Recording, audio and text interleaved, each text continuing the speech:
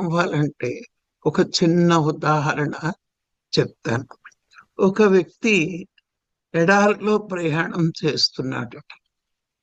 ఎడారిలో ప్రయాణం చేస్తున్నప్పుడు ఆయనకి దాహం వేసిందట.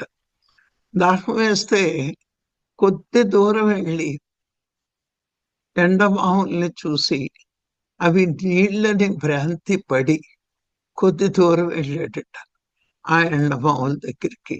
మరి ఎండమావుల్లో నీళ్లు ఉండవు కదా, ఇసుక మీద పడిన సూర్యకిరణాలే నీరు అని మభ్య పెడుతూ ఉంటాయి. అలాగ అక్కడ నీరు లేదట.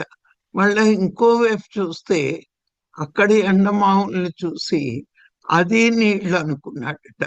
మళ్ళా అటు వెళ్ళాడట. ఇలాగా తిరుగుతూ తిరుగుతూ తిరుగుతూ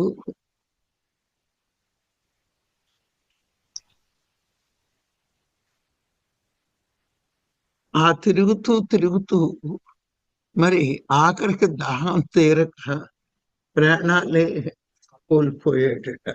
అంటే చూడండి, సరి అయిన మార్గం తెలుసుకోలేక మొత్తానికి ప్రాణాలే కోల్పోవలసి వచ్చింది.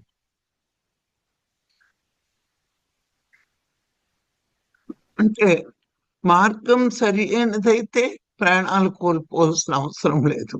మరి ఎండమావుల వెనకాతల పరిగెట్టి పరిగెట్టి పరిగెట్టి దాహం తీరక ప్రాణాలు కోల్పోవాల్సి వచ్చింది.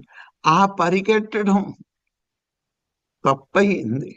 మరి సరి అయిన దిశలో ఎక్కడ నీళ్లుంటాయో తెలుసుకుని కష్టమైన అక్కడికి ప్రయాణం చేసి ఉంటే ఈ తిరిగిన టైం ఆ స్థితికి ఆ నది దగ్గరికి చేరేవాడేమో.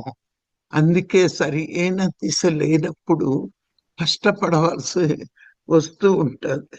బాటసారి ఎలా ఎండమావులైన కాతల తిరిగి నీరు దక్కక ప్రాణాలు కోల్పోయాడో, ప్రపంచంలో మానవులు కూడా దొరకని చోట శాశ్వతమైన ఆనందం కోసం వెతుకుతూ మరి శ్రమ పడుతున్నారు, కానీ శాశ్వతమైన ఆనందం దొరకట్లేదు.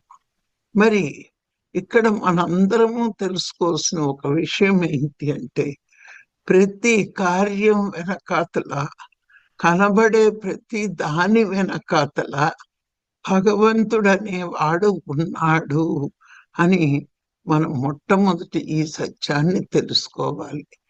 మరి అన్నిటి వెనకాతల ఉన్న భగవంతుడు చైతన్యం నాలో కూడా ఉంది, ఆత్మగా ఉంది.